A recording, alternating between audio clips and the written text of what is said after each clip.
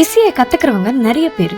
ஆனா இசையை கத்து கொடுக்கறவங்க சிலர் தான். உங்க கலையை கரியரா மாத்துங்களேன். டிவிஜிஸ் ஐமா diploma in music teacher training DMTT-ல உடனே சேர்ந்துடுங்க. வணக்கம் எல்லாருக்கும்.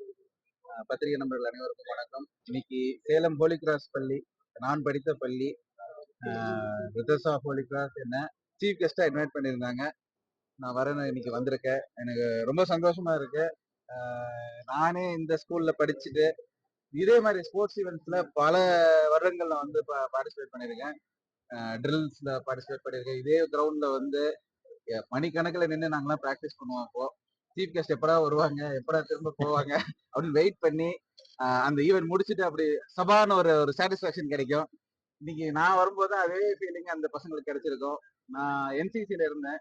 ஸோ என்சிசி அந்த மார்ச் பாஸ்ட் பார்க்கும்போது அவ்வளோ சந்தோஷமா இருந்தது. நானும் இதே மாதிரி மார்ச் பாஸ்ட் ஈவெண்ட்ஸ் எல்லாம் என்னுடைய 8th 9th அந்த 10th அந்த பீரியட்ல எல்லாம் பண்ணியிருக்கேன். எனக்கு ரொம்ப சந்தோஷமா இருக்கு.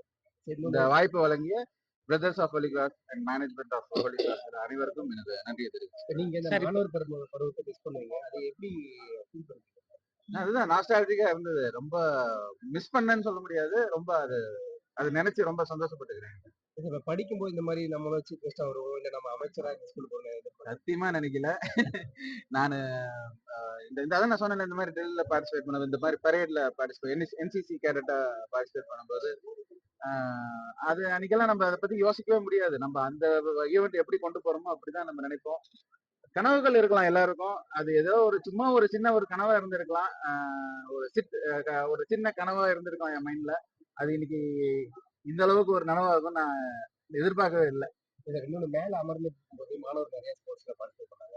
நீங்களும் அதில் போய் எழுந்து போய் பார்ட்டிசிபேட் பண்ணணும் அப்படின்னு ஏதாவது நினைச்சீங்களா? அந்த மாதிரி இது சாதாரண விஷயம் கிடையாது. அந்த பசங்க வந்து இன்னைக்கு இந்த ஈவெண்ட்ல பண்றாங்கன்னா அதுக்கு வந்து எனக்கு தெரிஞ்சு ஒரு 15 நாள் கிட்டையாவது அவங்க ப்ராக்டிஸ் பண்ணியிருப்பாங்க. ஸ்டார்டிங்ல இருந்து ட்ரைனிங் அவங்க டீச்சர்ஸ் எல்லாம் அதுக்கு ட்ரெயின் பண்ணியிருப்பாங்க. நம்ம எடுத்தோன்னே போய் செய்யற விஷயங்கள் இது கிடையாது. எனக்கு அது தெரியும். இதோட வழிகள் என்ன, இதோடைய பயிற்சிகள் என்னன்னு எனக்கு நல்லா தெரியும். மேபி மார்ச் பாஸ்ட் இமீடியட்டா பண்ணலாம்னு நினைக்கிறேன். மேபி அது மாதிரி நினைச்சிருப்பேன். இன்னொரு தடவை ஒரு மார்ச் பாஸ்ட் பண்ணி பார்க்கலாம்னு எனக்கு ஒரு ஆசை இருந்தது. அண்ட் இப்ப எங்க ஓபி இவங்களாம் ஓல்ட் பாய்ஸ் அசோசியேஷன் சேர்ந்தவங்க இப்ப டக் ஆஃப் ஆன ஒரு ஈவெண்ட் அதுல பார்ட்டிசிபேட் பண்ண போறேன். இன்வைட் பண்ணாங்க, நாங்க போலாம் அப்படின்னு ஆசை.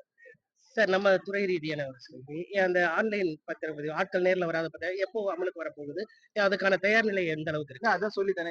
17ஆம் தேதி முழுவதும் ஆன்லைன் ஆக போகுது. இப்ப பேரலா போயிட்டு இருக்கு. நிறைய அந்த ட்ரையல்ல தான் போயிட்டு இருக்கு. அதுல சில குறைகள் இருந்ததுன்னா அதுல பக்ஸ் இருக்கு நிறைய சாஃப்ட்வேர்ல. அதெல்லாம் அப்பப்ப நமக்கு சொல்றாங்க. அந்த நிறைய பில்டர்ஸ் அசோசியேஷன் யூஸ் பண்ணிட்டு இருக்காங்க.